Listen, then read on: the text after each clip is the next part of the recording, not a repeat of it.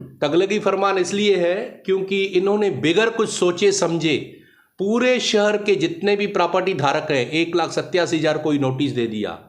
तो क्या आयुक्त ये कहना चाहते हैं कि पूरा उल्लासनगर इलीगल है?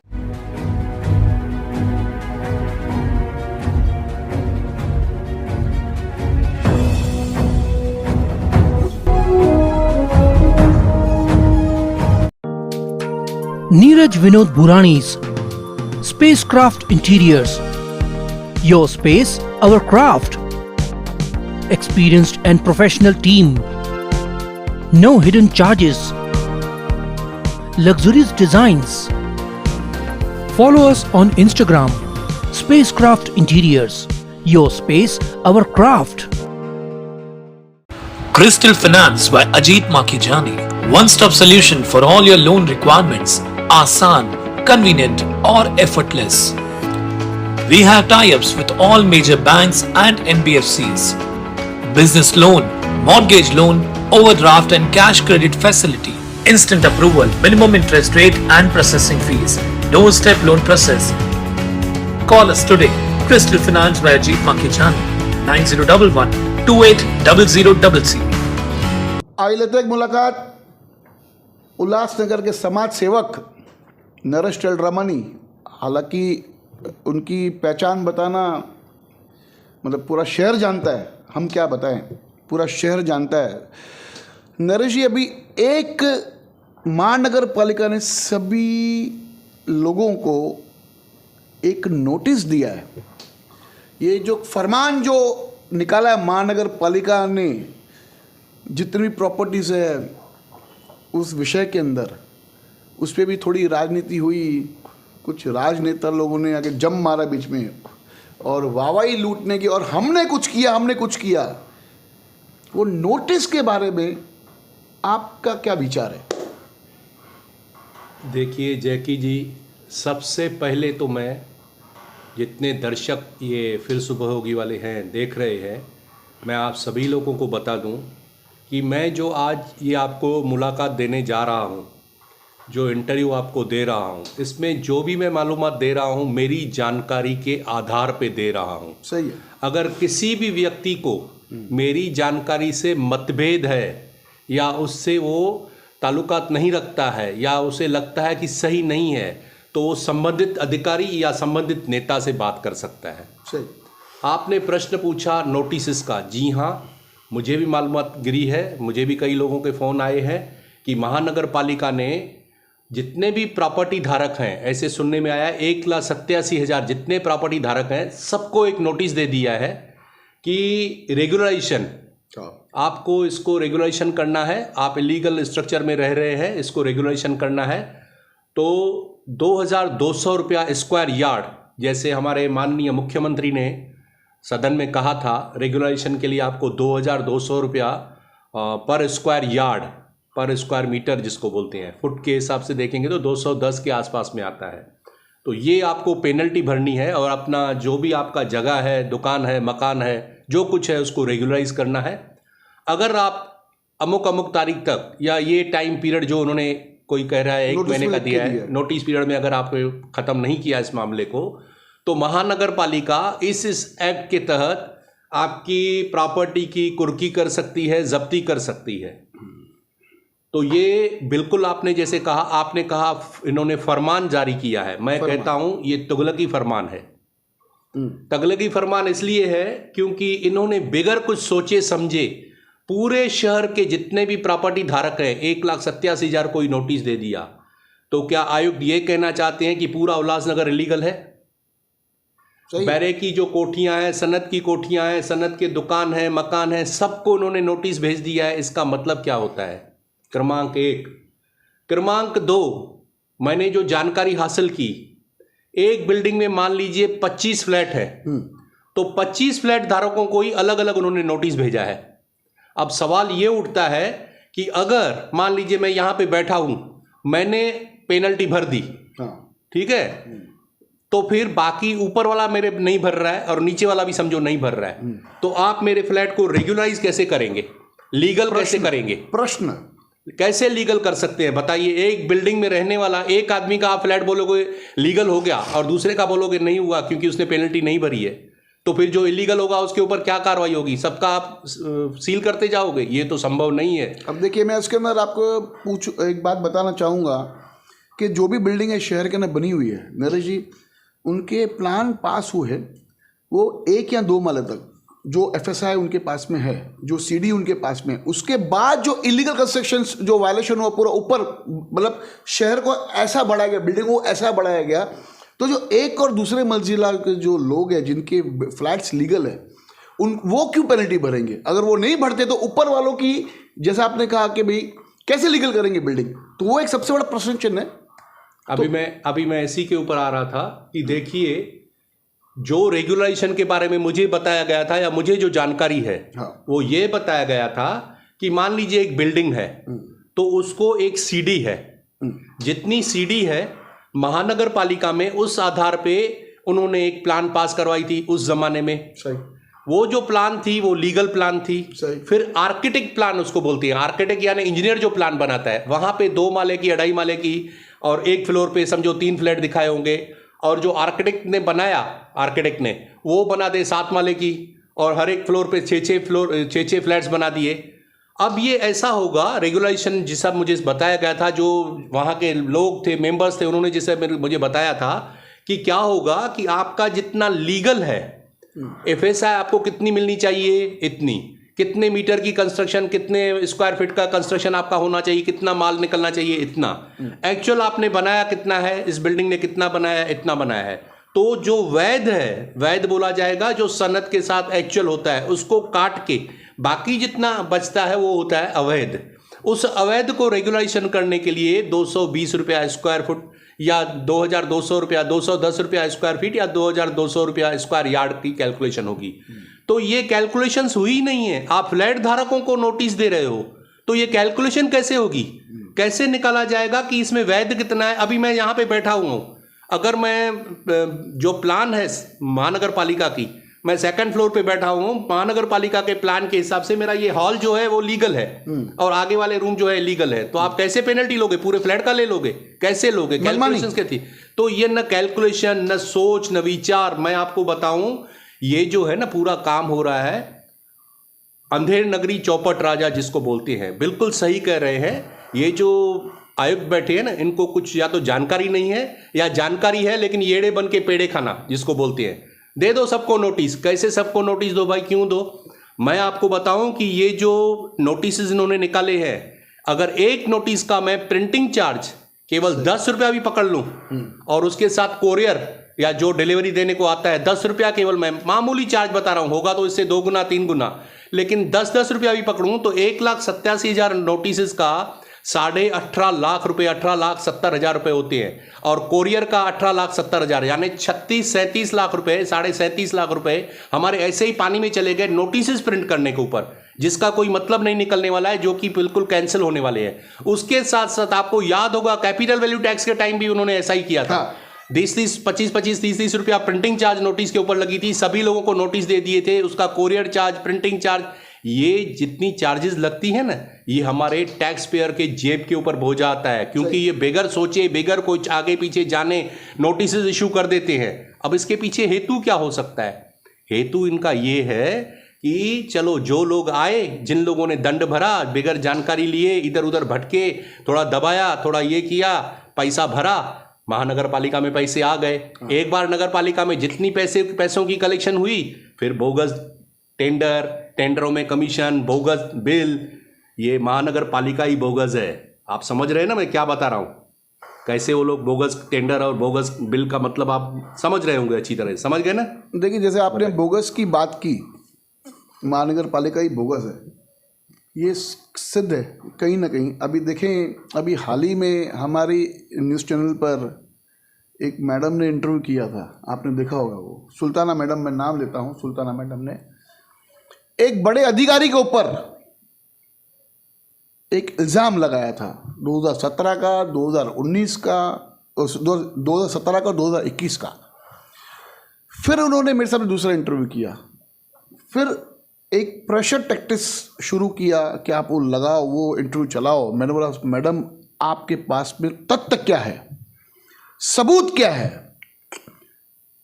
संडे से लेके, पिछले संडे से लेके आज शनिवार है, अब तक मुझे कोई सबूत नहीं दिया गया और ये 7 दिन में मेरे से कोई संपर्क भी नहीं है। जब मैंने उनको खुले शब्दों में कहा कि मैडम आपके पास कोई सबूत ही नहीं है, मुझे लग रहा है कहीं ना कहीं आप हमारे मीडिया को, जो पब्लिक की धरोहर है, जो पब्लिक की मीडिया है, उसको आप मिसयूज कर रहे हो। तो 1 सप्ताह से मैडम गुम। अरे आपका सबूत ही नहीं है तो किस आधार पे आप आके हमारे चैनल पे आके और किसी बड़े अधिकारी के ऊपर आप उंगली उठाते हो? किसने आपको अधिकार दिया? ये आपको मैं बता दूं कि महानगर पालिका के आयुक्त साहब ने, जब डॉक्टर दयानिधि सर थे, उन्होंने एक नोटिस किया था, एक सर्कुलर निकाला था कि without my permission nobody give a bite in front of the camera, in the front of the media. तो कैसे उस मैडम की जरूरत हुई कि उन्होंने हमारे मीडिया को मिसयूज किया? मुझे गुस्सा क्यों आ रहा है कि उन्होंने बेबुनियाद आरोप लगाए मेरे चैनल पे आके और उन्होंने कहीं भी उस बात का सबूत नहीं दिया मुझे। तो मैडम मैं आपसे सबूत मांग रहा हूं आज, किस आधार पे आपने मेरे को कॉल किया, किस आधार पे आपने मेरे चैनल को यूज किया एक अधिकारी के खिलाफ? ठीक है, अगर आपका सबूत है लाइए, मैं शहर के सामने वायरल करने को तैयार हूं। इस विषय में जिस प्रकार से आज मीडिया को मिसयूज किया जा रहा है, साहब नरेश जी आप भी एक मीडिया चला चुके हो, आपका भी शहर में उस टाइम पर जब उल्लासनगर समाचार हुआ करता था, आपने भी बड़े बड़े अधिकारियों से, बड़े बड़े नेताओं की आपने तो नकेल खींच डाली थी। मैंने देखे थे वो इंटरव्यू उस टाइम के। तो उस टाइम पे भी इस प्रकार की हरकतें हुआ करती थी। जो महानगर पालिका के अधिकारी, नेता जिस प्रकार से आज मीडिया को अपना मोहरा बना के और लोगों के सामने पेश किया जाए, हम तो सच्चाई दिखाते हैं, इसके लिए कुछ नेता लोग हमारे आने में भी कतराते हैं। इस विषय में आपका क्या पक्ष है? देखिए, आपने जितना क्रोध किया और जिस क्रोध से आपने अपना कथा को प्रेजेंट किया, बताया, जिस प्रकार से ये घटना घटी है आपके चैनल के ऊपर, निस्संदेह ये क्रोध की बात है। होता ऐसा है, कई बार हमने देखा है कि एक नेता लोग मिसयूज कभी कभी कर देते हैं मीडिया का, लेकिन आजकल बड़े ही दुख की बात है, अगर इस प्रकार से जैसे आपने ये उदाहरण दिया कि अधिकारी लोग भी अगर आकर के इसको मीडिया को मिसयूज करें अपने स्वार्थ, किसी निजी स्वार्थ के लिए। मैं नहीं जानता हूं उसका मैडम का केस क्या है, सच्चाई क्या है, लेकिन अगर वो इस प्रकार से मिसयूज करते हैं, आपके बोलने के बावजूद अगर वो आपको तथ्य तक नहीं देते हैं, तो कहीं ना कहीं मीडिया को बड़ी तकलीफ होती है, पीड़ा होती है, क्योंकि वो मीडिया नज़र में आ जाता है कि शायद ये कोई ब्लैकमेलर है और जानबूझ के किसी से स्टेटमेंट लेकर के किसी अधिकारी के ऊपर लाछन लगा रहा है। तो ये नहीं होना चाहिए, क्योंकि इसमें जो अच्छे मीडिया वाले हैं उनके ऊपर भी लाछन लग जाते हैं। मैं आपको बताऊं नरेश जी, आपने कहा कि ब्लैकमेलिंग का नाम और निकाला, मेरे को उन्होंने मेरे डायरेक्ट फ़ोन पर फ़ोन किया था, उनके भाई साहब से मेरी बात हुई, उनका कहना था मेरे भाई है। तो जब उनसे बात हुई फ़ोन पर, तो मैंने उनको, वो मुझे बोल रहे कि आप तो बड़े बड़े इंटरव्यूज़ करते हो, बड़े बड़े नेताओं के आप नाम ले डालते हो सीधा। तो मैंने उनको कहा कि वो पॉलिटिकल इश्यूज़ होते हैं, पॉलिटिकल इश्यूज़ में एक दूसरे के पार्टी के जो पदाधिकारी, उन पे ये आरोप तो लगते रहते हैं। आप किसी अधिकारी को आप टारगेट करते हो, तो मैं बगैर सबूत के मैं ये नहीं दिखा सकता हूँ, क्योंकि मीडिया के भी एक धाराएं होती है, क्या बोलते हैं, लिमिटेशंस होती है कि इस बगैर सबूत के, कानून के तहत आप किसी को भी बगैर सबूत के किसी को टारगेट नहीं कर सकते हो। लेकिन ऐसे क्या महानगर पालिका के आयुक्त का कंट्रोल ही नहीं है अपने जूनियर अधिकारियों के ऊपर? ऐसे बेधड़क आके कोई भी आके स्टेटमेंट दे रहा है, कुछ भी कर रहा है बगैर अधिकार के। और मतलब वो जो डॉक्टर दयानिधि कमिश्नर साहब ने जो आदेश निकाला था, उसका भी उल्लंघन करना, सब कुछ करना। तो कहीं ना कहीं जैसे आपने कहा कि भाई, जैसे महानगर पालिका आयुक्त साहब के ऊपर आपने बोला, तो क्या मुझे लग रहा है कि आयुक्त साहब का कहीं इनके ऊपर कंट्रोल नहीं है अपने अधिकारियों के ऊपर? तो क्यों नहीं महानगर पालिका को बर्खास्त किया जाए? हमारी सरकार से हमारी मांग रहेगी, स्टेट गवर्नमेंट से, कि जहां पर आयुक्त साहब का कंट्रोल नहीं, जहां पर महानगर पालिका के अधिकारी अपने वश में नहीं है, और कहीं भी शहर का प्रशासक का राज होने के बाद कहीं भी शहर का काम नहीं हुआ है, तो क्यों नहीं हम ऐसे यूएमसी यानी उल्लासनगर महानगर पालिका को हम स्टेट गवर्नमेंट से मांग करके ऐसे महानगर पालिका को बर्खास्त किया जाए? क्या कहेंगे इस विषय के अंदर? देखिए, अब आप मूल जगह पे आ गए हैं जहां से मैंने शुरू किया था। मैंने आपको पहले ही कहा कि ये जो आयुक्त है, या तो उसको एडमिनिस्ट्रेशन करनी नहीं आती है, या करने आती है सब कुछ जान के भी मूक दर्शक बन के बैठा हुआ है तमाशा देखने के लिए, और शायद कुछ उनके क्या इंटरेस्ट है मैं नहीं कह सकता हूँ कुछ भी। जहाँ तक आपने ये भी कहा कि स्टेट गवर्नमेंट को कहेंगे कि बर्खास्त, उसको बर्खास्त नहीं कहते हैं जैकी जी। बर्खास्त तो ऑलरेडी बर्खास्त तो नहीं है, इसकी तारीख तो हो गई। बर्खास्त तब होती है जब चुने हुए प्रतिनिधि रहते हैं। इनको ये हो सकता है स्टेट गवर्नमेंट को बोल करके इनको वापस बुला करके दूसरे किसी कड़क IAS कमिश्नर को यहाँ पे भेजा जाए, जिसका यहाँ पे कंट्रोल हो। इन जहाँ तक मैं जानता हूँ, मैं आगे भी आने वाले दिनों में, आने वाले समय में बताऊंगा कि ये आयुक्त ने क्या कहा और क्या हुआ एक्चुअली। तो ये फेलियर है, बहुत बड़े फेलियर है। मैं वो आगे आने वाले एपिसोड्स में आगे चल के ज़रूर बताऊंगा जनता को कि किस प्रकार से ये आदमी फेलियर है। मैं पूछता हूँ कि ये आयुक्त साहब की इस शहर को उपलब्धि क्या है? मुझे यह बताइए, आपने नोटिसेस निकाले, जब ही नोटिसेस निकले तो आपने किस आधार पे उसको परमिशन दे दी कि ये नोटिसेस सब 1,87,000 जितने भी प्रॉपर्टी धारक है उनको दे दो? किस आधार पे? कोई लीगल स्टैंडिंग ही नहीं है उसकी। ये आपको वापस लेने पड़ेंगे, ये देख लेना। आने वाले समय में आपको मुंह की खानी पड़ेगी और वापस देना पड़ेगा। सक्सेस मिलेगी नहीं इसमें। जिस प्रकार से इशू किए गए हैं ये गलत तरीके से दिए गए हैं। क्रमांक 1। क्रमांक 2, ये आप करते हैं, पैसे जहां से उगाई आएगी वो आपको बाद में समझ में आती है, लेकिन इस शहर के जो मुद्दे हैं वो आपको दिखाई नहीं देते हैं। आपको इस रोड के अंदर जो खड्डे हैं वो आपको दिखाई नहीं देते हैं। क्या महानगर पालिका को ऐसे ऊपर से डायरेक्शन, सभी महानगर पालिकाओं को महाराष्ट्र गवर्नमेंट का ऐसे डायरेक्शंस है कि नहीं है कि जब भी खड्डे भरने हैं तो फरवरी मंथ में उसका टेंडर बुलाना है, मार्च में वो टेंडर अलॉट करना है, ताकि 15 मई तक सारे खड्डे भर दिए जाए? क्या ये हकीकत नहीं है कि आपने आपके कार्यकाल में इस वर्ष भी 24 जून को आपने टेंडर अलॉट किया है? 24 जून को जब आप टेंडर अलॉट करते हो, क्या सोच के करते हो? बारिश तो आ गई, अब कभी खड्डे भरे जाएंगे, यानी कि थूक पट्टी वाला काम। पत्थर डालो, रेती डालो, कुछ भी डालो, पैसे पूरे ले लो, लूट लो शहर को, जितना लूटना है लूटो। ये तरीका सही नहीं है। ये आप भी समझ रहे हैं, ये शहर बेवकूफ़ों का शहर नहीं है। कुछ लोग जानकार भी रहते हैं, आप ये समझ लेना कि सब लोग बेवकूफ़ नहीं है। You have got every right. मैं अंग्रेजी में नहीं बोलूंगा, हिंदी में बोलता हूं ताकि मेरी जनता भी समझ सके। आपको पूरा अधिकार है खुद को होशियार समझने का, लेकिन आपको कोई अधिकार नहीं है दूसरों को बेवकूफ़ समझने का। ये तो सही है। तो आप लोगों को बेवकूफ़ समझ रहे हो। डंपिंग ग्राउंड का क्या हुआ? जब भी लोग आते हैं, जितने मोर्चे निकले हैं 5 नंबर से सॉरी, जितने 5 नंबर के लोग हैं इतने पीड़ित हैं, कई बरसों से पीड़ित हैं। इतने लोगों ने भूख हड़तालें की है, पेंडाल लगाए, भूख हड़तालें की, मोर्चे निकाले, न जाने जो कुछ यानी कि संविधान के अंदर हो सकता है अहिंसावादी तरीके से उन्होंने किया है। उसके बाद भी आपके कान पे जूं नहीं लग रही और फिर बातें करते हैं बस अगले बरस ये हो जाएगा, अब ये ज़मीन दे दी गई है, पहले वहाँ पे वो गांव में ज़मीन दी थी, गांव वालों ने ऑब्जेक्शन लिया, अब दूसरी जगह पे फिर ये अलग अलग होगा, ये कचरा अलग अलग होगा। कैसे होगा कचरा अलग अलग? आपने क्या प्रबंध किए हैं ऐसे कचरे को, गीला कचरा और सूखा कचरा अलग करने की प्रबंध क्या किए हैं कि एकदम हो जाएगा? मशीनरी लगेगी, मशीनरी कोई खाने की चीज़ है, फॉरेन से मशीनरी वो ली जाएगी जिसमें से कचरे को डाल के खत बनाया जाएगा। इतनी जल्दी मशीनरी आ जाएगी, सब हो जाएगा, बस थोड़े दिनों का काम है, बस जल्दी हो जाएगा। वहाँ पे हम डंपिंग ग्राउंड को शिफ्ट करेंगे। बेवकूफ़ समझते हो लोगों को? बेवकूफ़ समझ रहे हो लोगों को? ऐसे हो सकता है क्या? आपने बस सेवा शुरू की क्या? नहीं। कौन सी, कितनी बार आपने तारीखें दी हैं? 1000 तारीखें। बस सेवा नहीं है इस शहर के अंदर, कई वर्षों से नहीं है।